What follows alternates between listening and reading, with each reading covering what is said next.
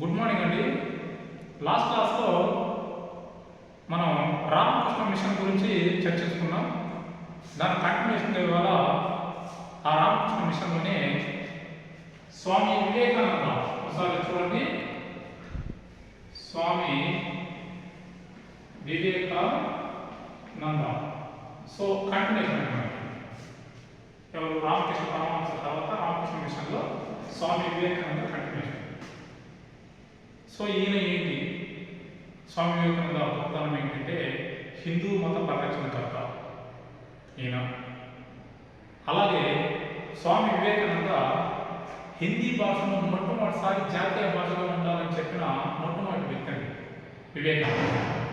అలాగే ఈయన కొన్ని రచనలు కర్మయోగి, జ్ఞానయోగి, అలాగే ధర్మయోగి అని కొన్ని రచనలు, ఆధ్యాత్మిక భావన, కొన్ని కాన్సెప్ట్స్ ఇందులో మనకు కనిపిస్తూ ఉన్నాయి. ఆధ్యాత్మిక భావన అనేవి ఈయనకి కాలంలో మనకు బాగా కనిపిస్తుంది.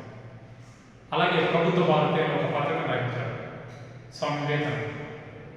అలాగే రామకృష్ణ పరమహంస స్వామి వివేకానంద ఎప్పుడు కలుసుకున్నారు అంటే 1881 కలుసుకున్నారండి. సో ఇయర్ ఇవ్వాలి. వివేకానంద అసలు పేరు ఏంటంటే నరేంద్రనాథ్ దత్తా. బాగా గుర్తుపెట్టుకోవాలండి, నరేంద్రనాథ్ దత్తా వివేకానంద అసలు పేరు. ఎందుకు ఇతనికి స్వామి వివేకానంద అని పేరు పెట్టింది ఏంటంటే వెరీ ఇంపార్టెంట్ అంటే పోటీ పరీక్షలు అడిగారు. కేత్రి మహారాజు, కేత్రి మహారాజు ఆయన వివేకానంద అని పేరు పెట్టడం జరిగింది. ఆధ్యాత్మిక భావం కలిగిన వ్యక్తి, యువకుల గురించి బాగా చెప్పిన వ్యక్తి, యువరక్తం ఈ దేశానికి ఎందుకు ఉపయోగపడుతుందని చెప్పిన వ్యక్తి, యువరక్తంలో ఒక ఉత్తేజం సృష్టించిన వ్యక్తి మనకి స్వామి వివేకానంద.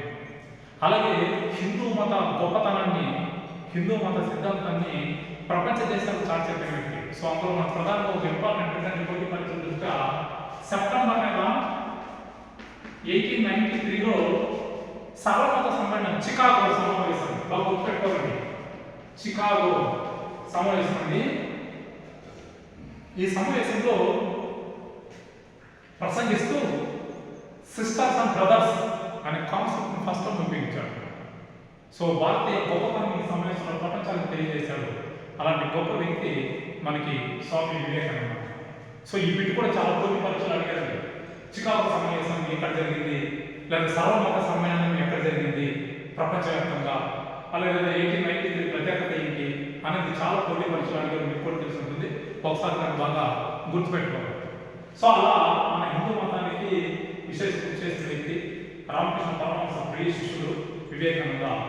ఈయన ప్రియ శిష్యురాలు ఎవరు అంటే వివేకానంద ప్రియ శిష్యురాలు Margaret Noble. So very important, చాలా పోటీ పరీక్షలు అడిగారు.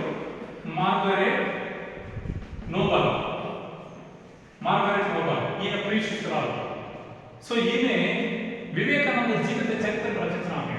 సో బాగా గుర్తుపెట్టుకోవాలి, వివేకానంద జీవిత చరిత్రను రచించిన వ్యక్తి వివేకానంద ప్రియ శిష్యురాలు మార్గరెట్ నోబెల్. ఈమె కొన్ని గ్రంథాలు రచించింది. ఏమిటంటే Kali mother, Kali mother, the god misses as I will saw him అనే గ్రంథాలు రచించింది. ఈ 3 గ్రంథాలు ప్రేరణ పొంది, ఈ 3 గ్రంథాలు యొక్క ప్రేరణ ఇన్స్పిరేషన్ అయ్యి భారతదేశ చిత్రపటాన్ని రచించిన వ్యక్తి అభింద్రనాథ్ ఠాగూర్. బాగా గుర్తుపెట్టుకోవాలి, అభింద్రనాథ్ ఠాగూర్.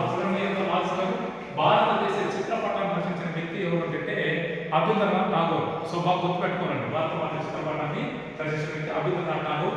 దీంతో ఇన్స్పిరేషన్ అయ్యాడంటే మార్గరెట్ నోబెల్ రచించిన Kali mother, the god misses saw him, ఈ 3 గ్రంథాల నుంచి ఇన్స్పిరేషన్ పొంది అభింద్రనాథ్ ఠాగూర్ అనే వ్యక్తి భారతమాత చిత్రపటాన్ని, అంటే మన భరతమాత ఉంది కదా, ఆ బొమ్మ చిత్రపటాన్ని రచించడానికి ఇన్స్పిరేషన్ అయిన వ్యక్తి అభింద్రనాథ్ ఠాగూర్ అండి.